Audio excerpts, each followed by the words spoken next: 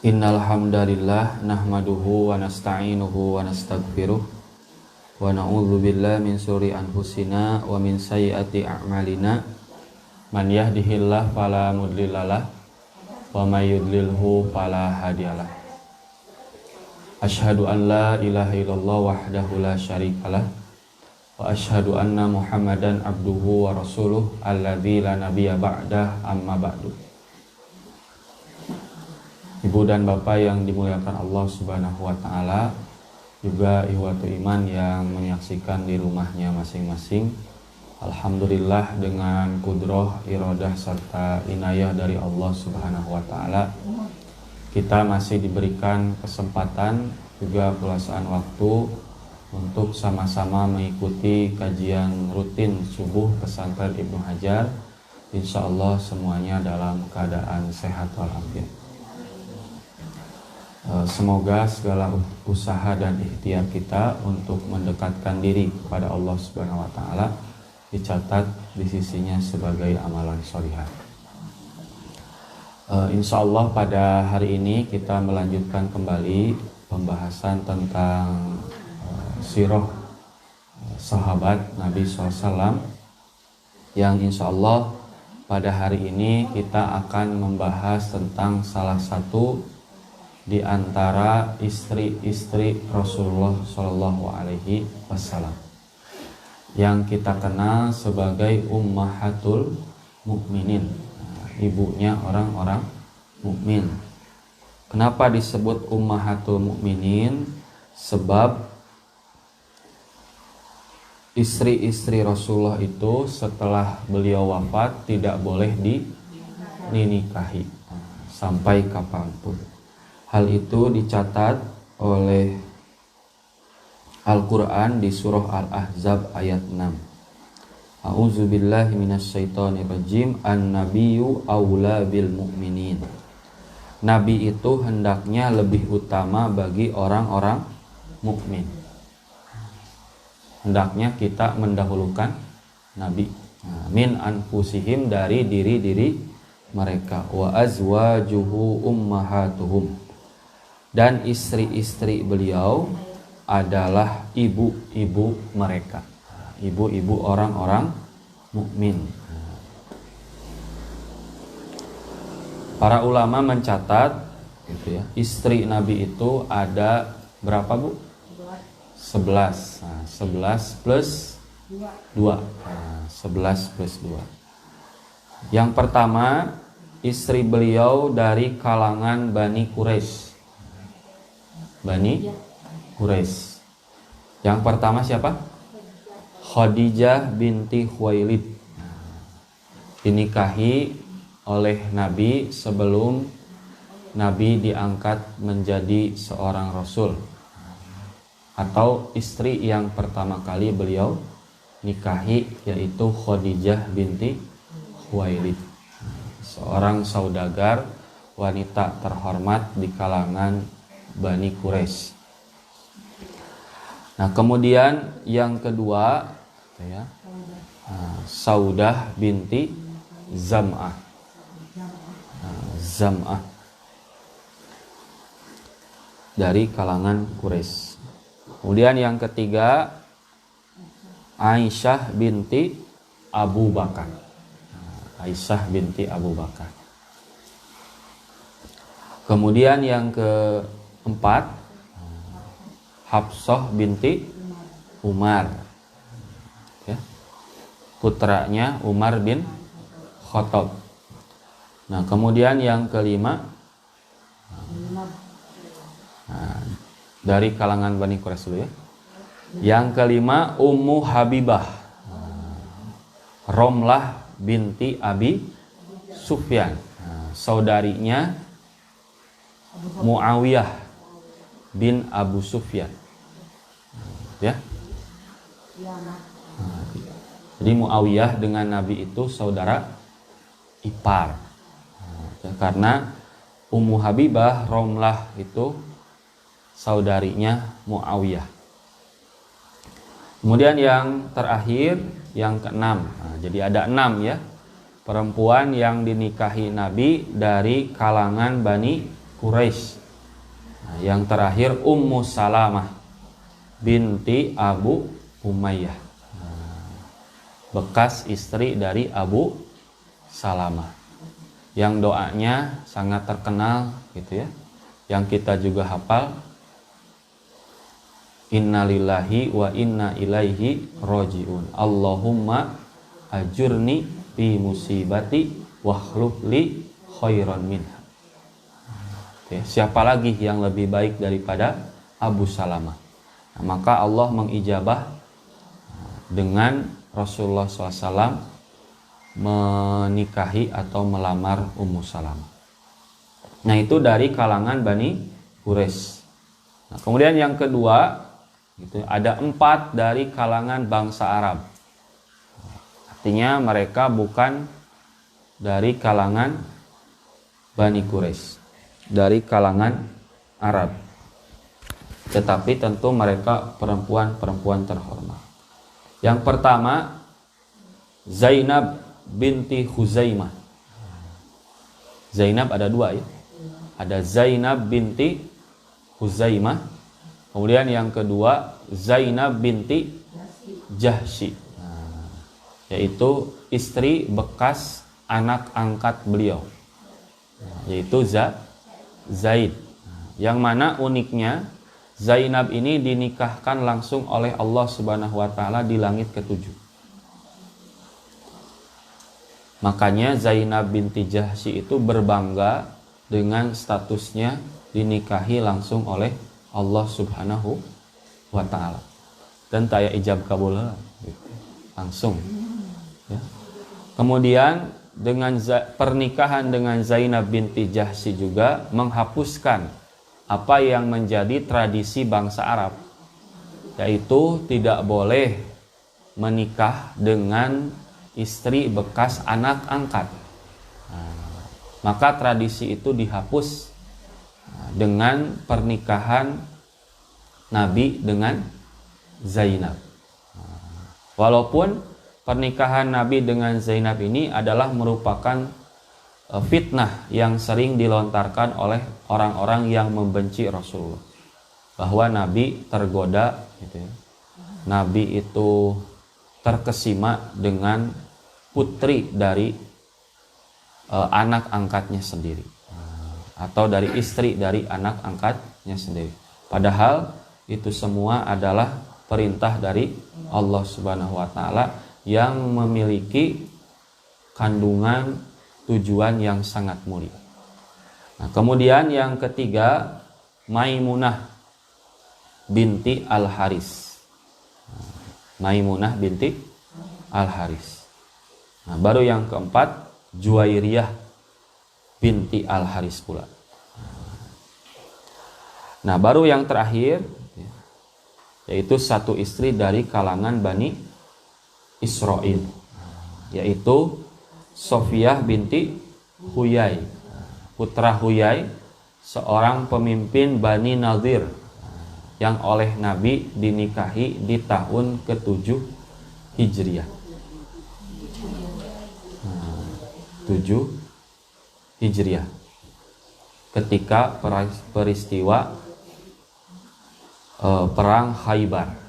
Bani Nadir adalah suku Yahudi terakhir yang diperangi oleh Nabi Shallallahu Alaihi Wasallam. Nah, baru setelah itu ada hamba sahaya atau budak, ya, yang bahasanya kalau di kita selir, gitu, yang statusnya bukan istri Nabi.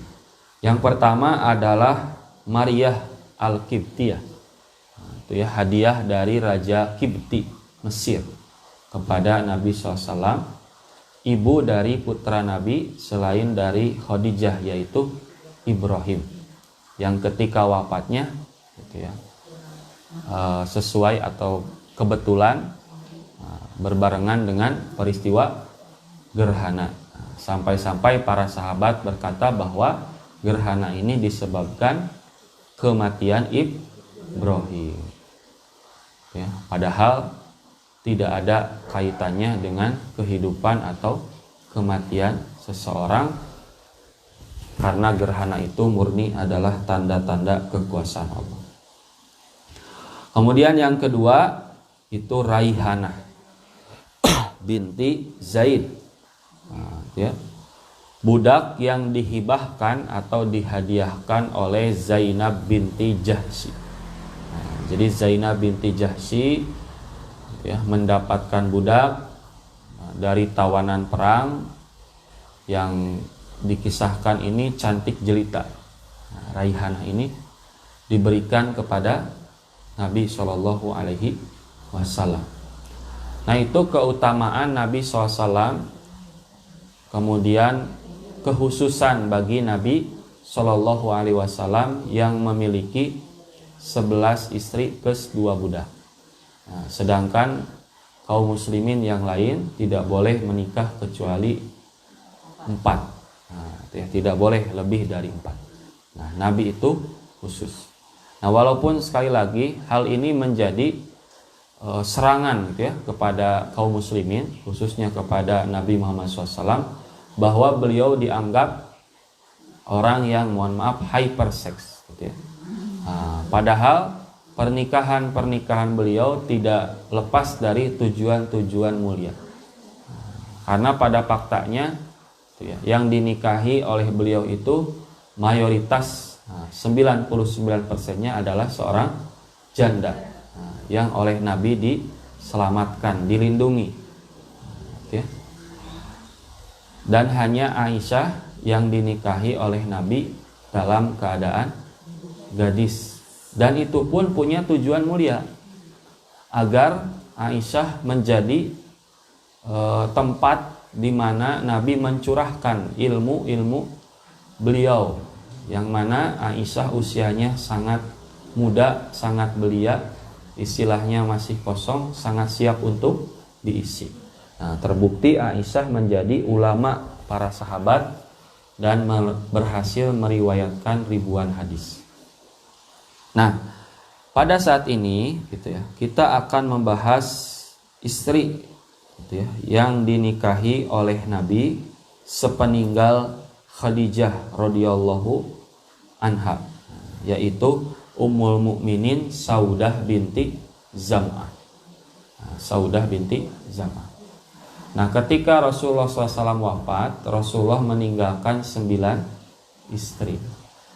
Yang mendahului Nabi itu yang pertama Khadijah, yang kedua Ummu Habibah, Ramlah binti Abi Sufyan. Bahkan Ummu Habibah ini punya gelar Ummul Masakin, ibunya orang-orang miskin.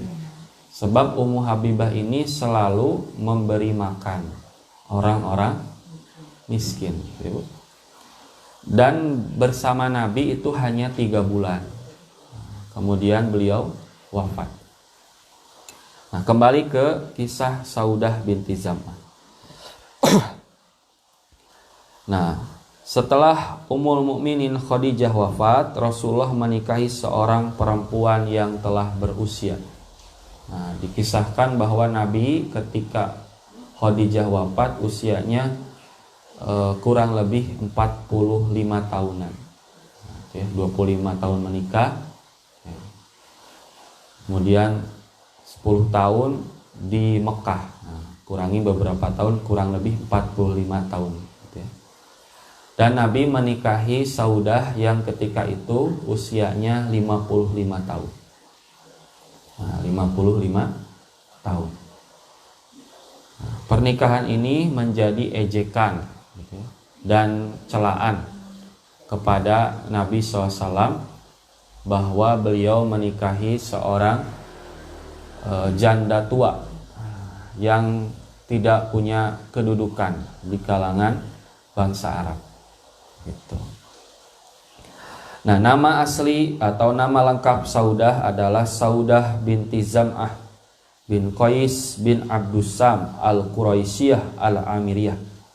Nah, ibunya adalah Asyamus binti Qais bin Amr. Gitu ya. Beliau Saudah juga termasuk as-sabiqunal awwalun, yaitu orang-orang yang masuk Islam di generasi pertama. bersama suami pertamanya yaitu Sakron bin Amr bin Abdusyam radhiyallahu anhu. Beliau pergi ke Habasyah yang kedua, kan 2 kali ya ke Habasyah itu hijrah, yang dipimpin oleh Ja'far bin Abu Thalib. Beliau ikut hijrah ke Habasyah. Nah, ketika desas-desus di Mekah bahwa umat Islam mengalami peningkatan gitu ya, adanya masuk Islamnya Umar gitu. Nah, orang-orang dari Habasyah itu optimis dan pulang ke Mekah. Ternyata pada faktanya justru semakin ganas. Nah, di tengah perjalanan dari Habasyah ke Mekah, Sakron itu meninggal. Artinya Saudah ini sudah hijrah dengan penuh lelah gitu ya. Kemudian ia pulang dan ditinggalkan oleh suaminya. Nah, ia datang ke Mekah bersama putra sematawayangnya yaitu Abdullah dalam keadaan janda. Nah, kemudian Zam'ah gitu ya, ayahnya Saudah adalah salah satu orang yang berjasa gitu ya, melindungi Bani Hashim ketika diboikot oleh kaum Quraisy. Ketika diboikot oleh kaum Quraisy selama 3 tahun di lembah itu ya, kan tidak boleh diberikan makanan. Nah, Zam'ah ini ayahnya Saudah adalah salah seorang yang berjasa untuk membebaskan Nabi beserta kaum muslimin dan Bani Hashim dari boikot Bani Quraisy. Nah, kemudian Syukron atau Syakron ini suaminya Zam'ah, suaminya Saudah adalah saudara dari sahabat Sahal, Suhel dan Sulaid serta Hatib bin Amr radhiyallahu anhum. Nah, nanti kalau ada Suhel bin Amr, Sulaid bin Amr, Sahal bin Amr dan Hatib bin Amr, mereka ini adalah saudaranya Syakron. Nah, jadi dari rumah tangga Saudah ini cahaya Islam sangat terang. Nah, itu ya. Kecuali dari ayah dan saudaranya. Nah, ayahnya Zam'ah dan saudaranya Abdullah bin Zam'ah itu tidak atau belum masuk Islam. Bahkan Abdullah bin Zam'ah ini ikut ke dalam perang Badar di barisan kaum kafir dan ikut tertawan bersama 70 orang tawanan. Bahkan ketika iring-iringan tawanan itu halau gitu ya, dituntun menurut ke tempat di mana mereka ditempatkan, Saudah itu sampai lupa bahwa saudaranya itu adalah orang kafir atau belum masuk Islam. Saudah berteriak menyemangati Abdullah bin Zam'ah. Wahai Abdullah, apakah engkau akan mati tanpa perlawanan? Nah, gitu. Saudah lupa. Para sahabat melirik menoleh ke muka Saudah yang ketika itu belum turun ayat hijab ya. Nah, Saudah lantas menutup mulutnya. Kemudian melihat Nabi dan meminta maaf kepada Nabi Shallallahu Alaihi Wasallam. Nah, jadi sekali lagi dari rumah tangga Saudah itu cahaya Islam sudah sangat terang. Nah, dalam kondisi Nabi SAW ditinggal wafat oleh Khadijah, kemudian sebelumnya pun ditinggal wafat oleh paman yang sangat beliau cintai yaitu Abu Thalib, yang bahkan tahun itu disebut Amul Khuzni, tahunnya kesedihan Nabi SAW. Ditinggalkan 2 orang yang sangat beliau cintai dan mereka pun sangat cinta kepada Nabi dan sangat mendukung dakwah Nabi. Betapa kesedihan meliputi jiwa Nabi Muhammad SAW. Begitupun putri-putri Nabi masih kecil, masih kecil, butuh perawatan dan kasih sayang seorang ibu. Nah, maka para sahabat khawatir bahwa Nabi akan bersedih berlarut-larut. Nah, dikisahkan dalam Sirah An-Nabawiyah karya Ibnu Katsir bahwa para sahabat mengutus Khawlah bin Hakim As-Salimah radhiyallahu anha, istri dari Utsman bin Mad'un, untuk menemui Nabi dan menawarkan serta membujuk Nabi agar segera menikah lagi. Nah, Khawlah ini menawarkan dua. Nabi mau gadis, mau janda. Gitu ya. Mau gadis, mau janda. Kalau gadis, Nabi bertanya siapa? Kalau gadis, ialah putra dari saudaramu, gitu. Putra dari sahabatmu, yaitu Aisyah. Bila janda, dia adalah Saudah binti Zam'ah. Ia adalah pengikutmu dan telah masuk Islam. Nah, maka Nabi menjawab, sampaikan salamku kepadanya. Nabi memilih Saudah. Nah, maka Khawlah mendatangi Saudah, menyatakan keinginan Nabi. Nah, Saudah pun gembira, kemudian memerintahkan Khawlah untuk mendatangi bapaknya, Zam'ah. Nah, Zam'ah ini sudah tua renta. Nah, ketika Khawlah datang memberitahukan maksud Nabi, nah, Zam'ah sangat gembira dan memerintahkan Khawlah untuk memanggil Saudah. Panggil lagi Saudah menemui Zam'ah. Kemudian Zam'ah bertanya kepada Saudah bahwa Muhammad bin Abdullah meminangmu dan melamarmu, apakah kamu mau? Iya, kata Saudah. Maka Zam'ah memerintah Khawlah untuk memanggil Nabi. Maka Muhammad bin Abdullah atau Rasulullah SAW pun dinikahi atau dinikahkan dengan Saudah binti Zam'ah.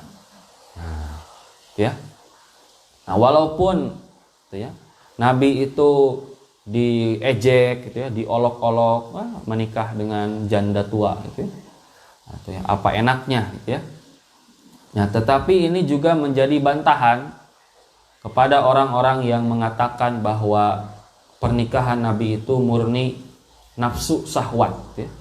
Nah, kalau begitu mungkin Nabi akan memilih gadis. Nah, tetapi faktanya Nabi justru memilih Saudah binti Zam'ah yang sudah sangat tua. Nah, bagaimana kisah rumah tangga Saudah dengan Nabi Shallallahu Alaihi Wasallam?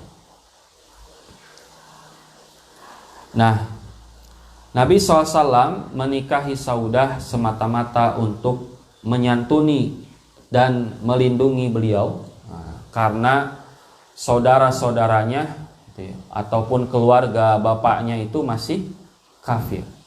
Nah, dengan menikah dengan Nabi artinya ia terlindungi dari gangguan orang-orang kafir yang ingin mengganggunya. Dan beliau pun mengurusi anak yatim yang ditinggalkan ayahnya, yaitu Abdullah. Nah, di antara kemuliaan Saudah ialah perempuan yang panjang tangannya. Bukan maling, tapi beliau itu orang yang rajin bersedekah. Bersedekah. Nah, suatu ketika dikisahkan bahwa Umar bin Khattab pernah memberinya sebuah wadah yang dipenuhi dirham. Saudah berkata, apa ini? Umar menjawab, ini sejumlah dirham. Nah, kemudian oleh Saudah dibagi-bagikan ke orang-orang miskin. Saudah ini adalah salah satu istri yang suka bersedekah. Dan Nabi pun menganjurkan kepada para istri atau para perempuan itu untuk banyak bersedekah. Karena kenapa? Karena ibadahnya banyak terganggu. Terganggu dalam arti sedikit ya Bu, karena terganggu haid, kemudian apa, nipas gitu ya. Nah maka Rasulullah itu menganjurkan perempuan itu banyak bersedekah. Nah kemudian Ummul Mukminin Aisyah itu sangat mencintai dan menyukai sosok Saudah. Nah bahkan beliau berharap bahwa memiliki sifat seperti Saudah. Ya. Di dalam hadis riwayat Al-Bukhari nomor hadis 4914, Aisyah berkata, lama kabirat ja'alat yaumaha min Rasulillah li Aisyah. Ketika Saudah sudah tua, ia serahkan jatah menginap Rasulullah di rumahnya.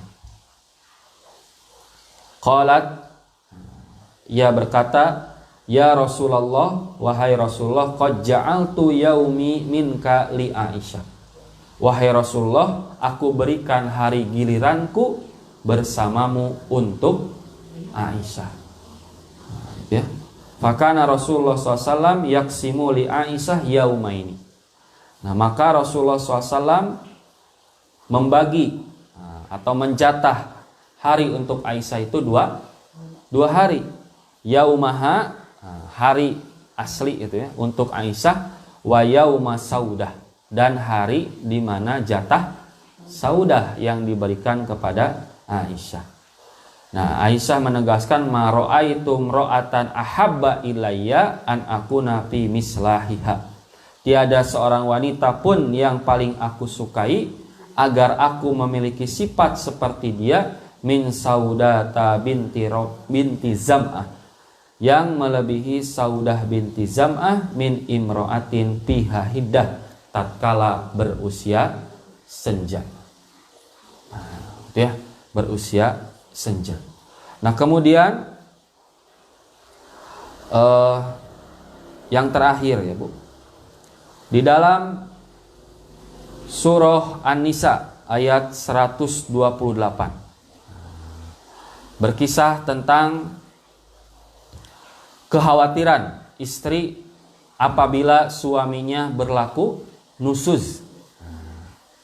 Nusuz itu kan bukan dari kalangan istri saja, tapi juga ada di kalangan suami. Nah, kalau di kalangan istri itu ada di surah An-Nisa ayat 34. Nah, tahapannya 3 ya.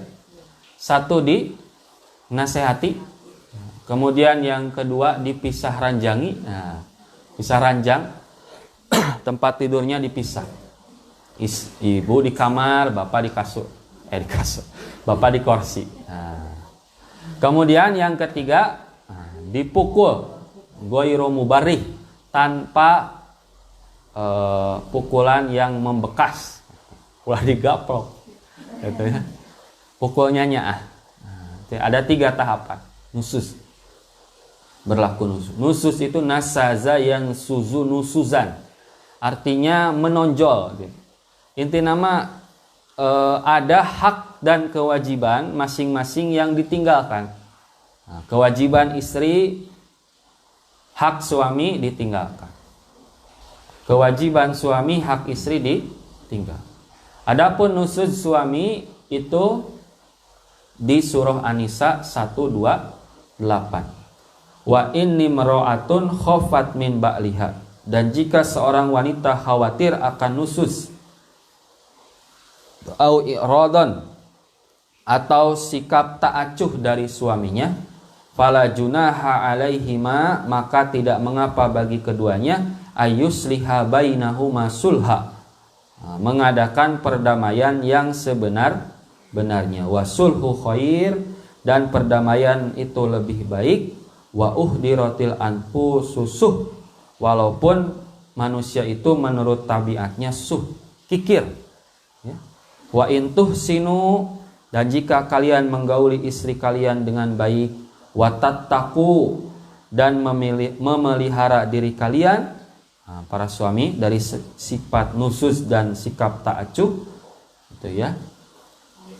Fa innallaha kana bima ta'maluna khabira, maka sesungguhnya Allah adalah yang maha mengetahui apa yang kalian kerjakan. Nah, Imam Ibnu Katsir mencatat bahwa sebab turun ayat ini kaitan dengan Saudah binti Zam'ah.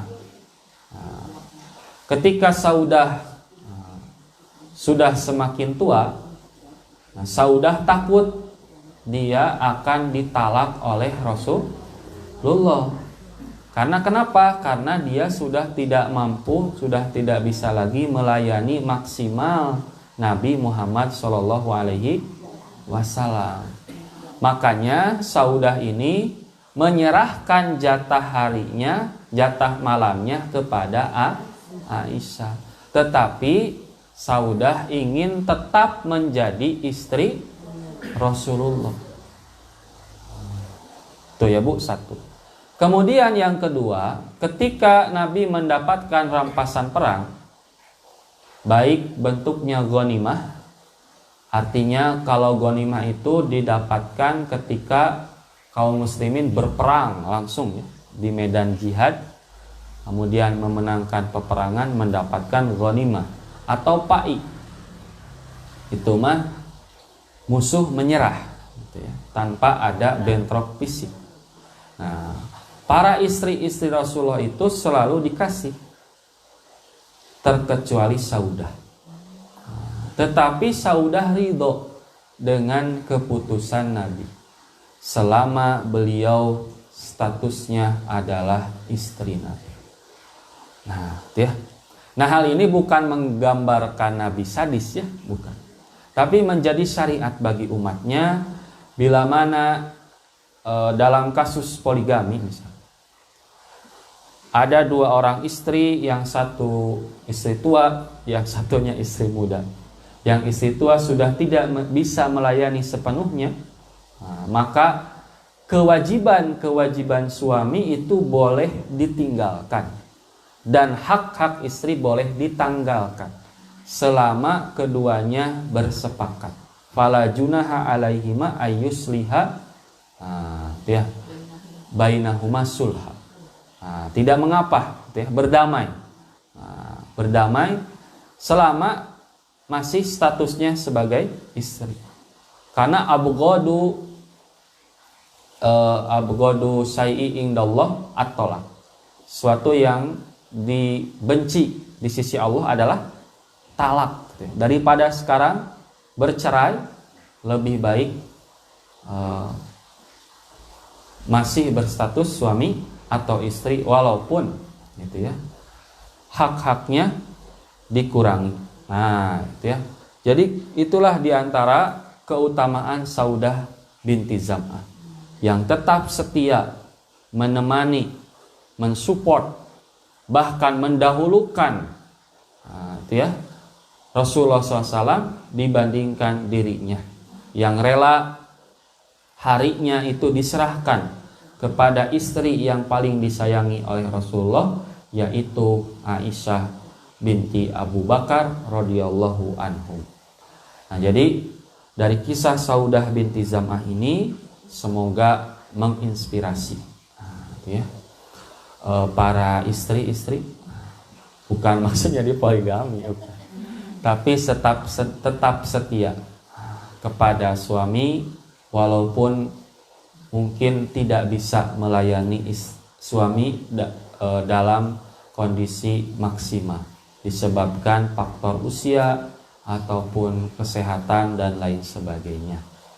Nah, karena tidak sedikit ya Bu, yang mudanya awet, ketika tua rajet.